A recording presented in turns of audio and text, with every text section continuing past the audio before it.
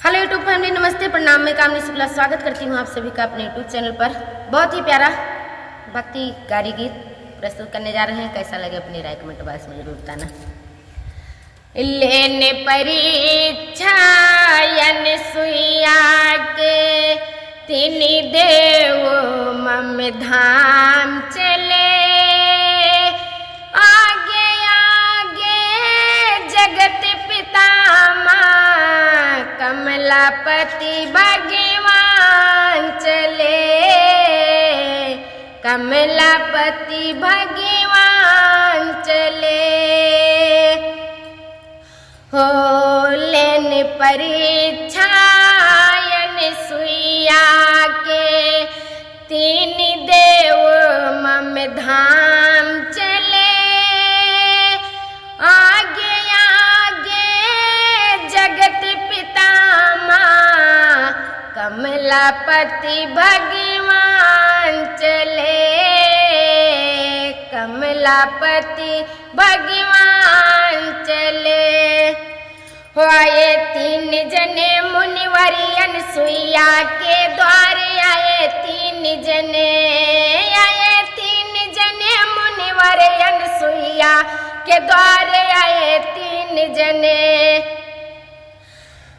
हो मुनि द्वारे खड़े अलख जगावे, मुनि द्वारे खड़े अलख जगावे, हाय कोई नारी करवई भजन आए तीन जने, भला है कोई नारी करवई भजन आए तीन जने।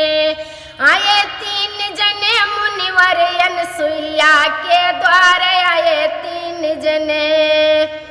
हो वस्त्र त्यागी किया भोजन बनाओ, वस्त्र त्यागी कर भोजन बनाओ, तब हम मुनिवर करब भजन आए तीन जने।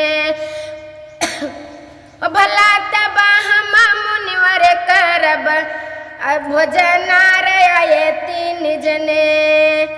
चुल्लू भर पानी दुआरे लाई छिड़कने, चुल्लू भर पानी दुआरे लाई छिड़कने। भला तीनों जनक लड़का बनाईने रसना राम भजो, भला तीनों जनक लड़का बनाईने रसना राम भजो। ओ वस्त्र त्यागी किया भोजन बनावे, वस्त्र त्यागी कर भोजन करावे, तीनों जनक पलना झुलावे रसना राम भजो, भला तीनों जनक पलना झुलावे रसना राम भजो।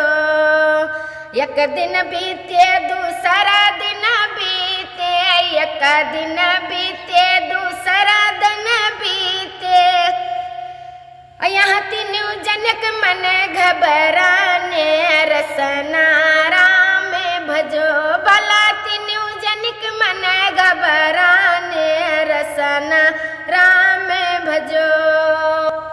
यतने में नारद मुनि वहाँ आए, यतने में नारद मुनि वहाँ आए, जहाँ लड़ाई तीनों महतारी रसना राम भजो, भला जहाँ लड़ाई तीनों महतारी रसना राम भजो।